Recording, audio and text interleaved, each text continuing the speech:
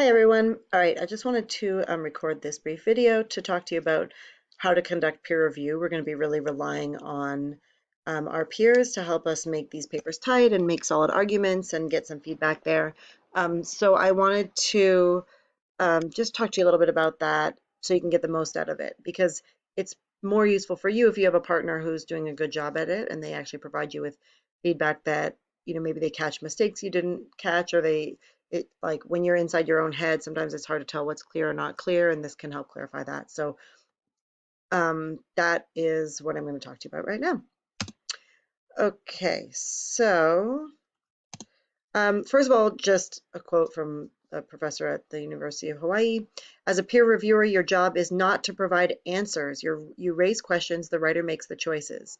You act as a mirror, showing the writer how the draft looks to you and pointing out areas which need attention. This is really important because you're not responsible for making it what it's not, but you ask some questions.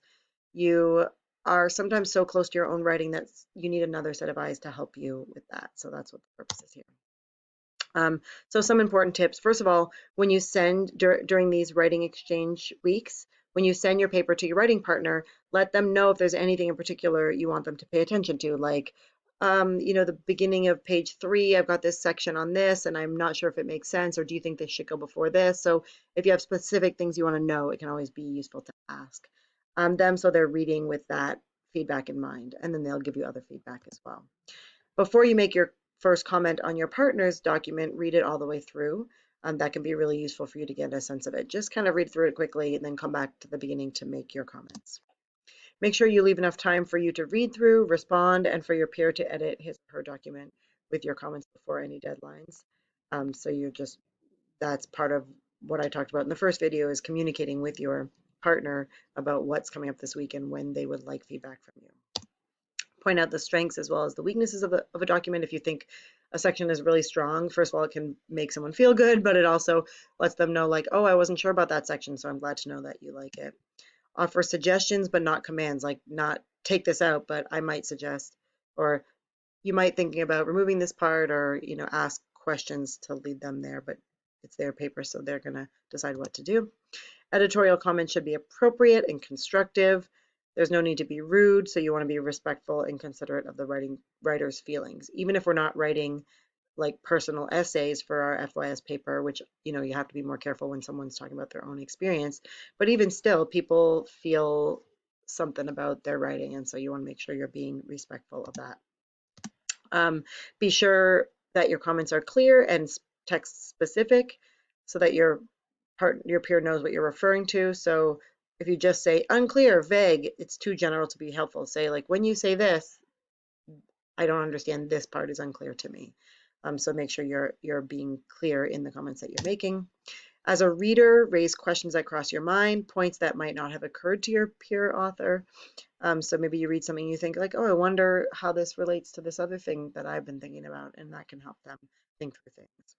Be careful not to let your own opinions or bias change your review. They might be writing an argumentative paper, taking the other side of an issue that you feel strongly about on the other side. So you're reading this as a scholarly reader, not as someone whose opinion should matter here. And then reread your comments before passing them on to make sure they make sense and are easy to follow. All right, so when you're reading, what are some of the areas that you might think about? So, and we've talked about this in organizing our papers, but when you're going to look at the organization, were the basic sections adequate? If not, what was missing? Did they have an intro, a conclusion? Were the paragraph, do you think they need subheadings? Is the second point, to clarify the sections, and if you think they're necessary. Some papers will need them. I'm a strong proponent of them for this kind of paper, so I suggest using them.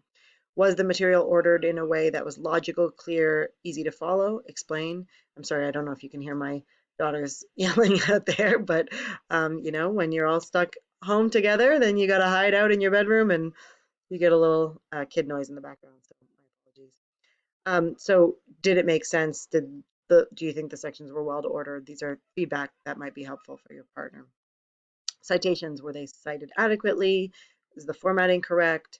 Were they listed in the literature cited section? When you're writing your first 4 pages, this might not be as relevant, but for the final drafts, it will be. Grammar and style, you can help folks with grammar and spelling problems. Is the style clear? Were the paragraphs and sentences cohesive? And then the content, this is going to be a lot of what you comment on. Did the writer adequately summarize and discuss the topic? Did they cover the appropriate materials? Did they make some contribution of their own thought to the paper, not just sort of summarizing a list of sources that they've got? All right, I think that's the end of that. Yep, so that's just a little bit of guidance for you as you're doing your peer editing. Thank you very much.